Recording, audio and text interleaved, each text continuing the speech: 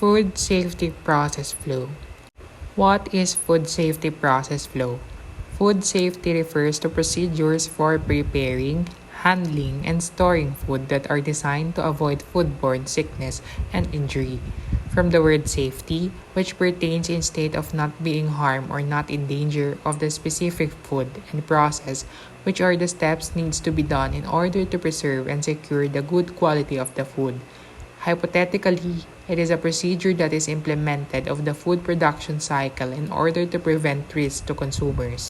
The importance of this procedure is that it helps to protect consumers' health from foodborne illnesses and food poisoning.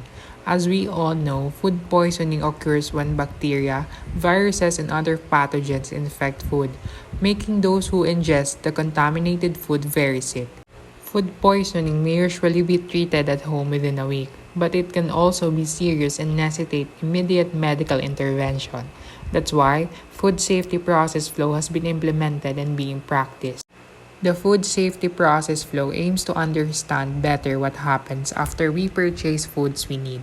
It also explains how it works after you buy it.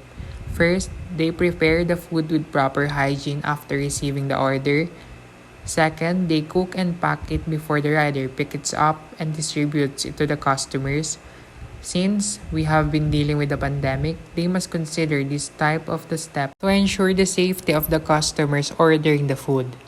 It is also a method of reducing the risk of people becoming ill from foodborne illnesses.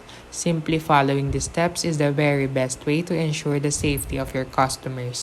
And to formally introduce, my name is Carl Russell Sanares with Jelly Joy Valdez, John Owen Villanueva, and Genevieve Ofiana to portray a scenario that shows food safety process flow.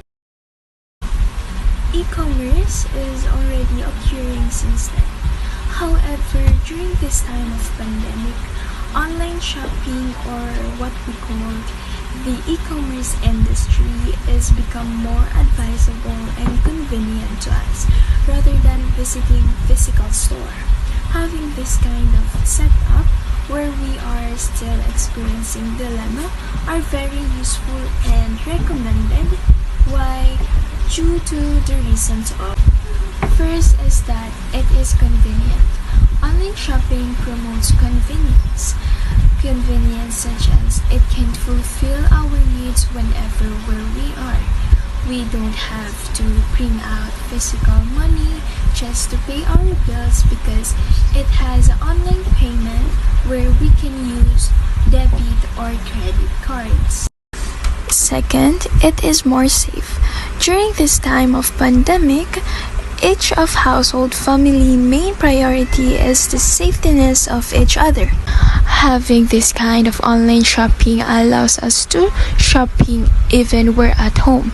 It limits our exposure to catch up dangerous virus like COVID-19. And lastly, it is energy and time saver. Compared to visiting actual mall, online shopping gives us energy and time, since we don't need to stroll aisle to aisle in the mall just to find the shop or the item that we're looking for. In here, we can just type or search what are the things that we are looking, and it will appear on the screen. These are the enhanced health and safety measures that we have. First is wearing face masks as part of personal protective equipment and as a public health measure to prevent the spread of the coronavirus disease is advised.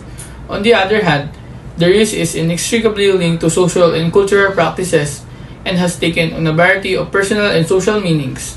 Second is physical distancing. In indoor and outdoor spaces is critical for slowing the spread of COVID-19. And whether you're in one of the high-risk groups or not, it's essential to continue following physical distancing recommendations in your community. Physical distancing is only effective if we all participate, and slowing or preventing the spread will save lives. Third, some stores are temporarily pausing the use of reusable cups in the care of the customers because they believe that this will help them lessen the spread of the coronavirus. The suspension of this program means that customers will only purchase drinks in single-use cups. Fourth, safety measures that we have is that one of the priorities of the restaurants or the fast food is to ensure that the customers is safe before and after they eat at their place. Cleanliness and sanitation is not about more than just keeping clean and removing dirt and dust. They are also protecting the environment and its local resources.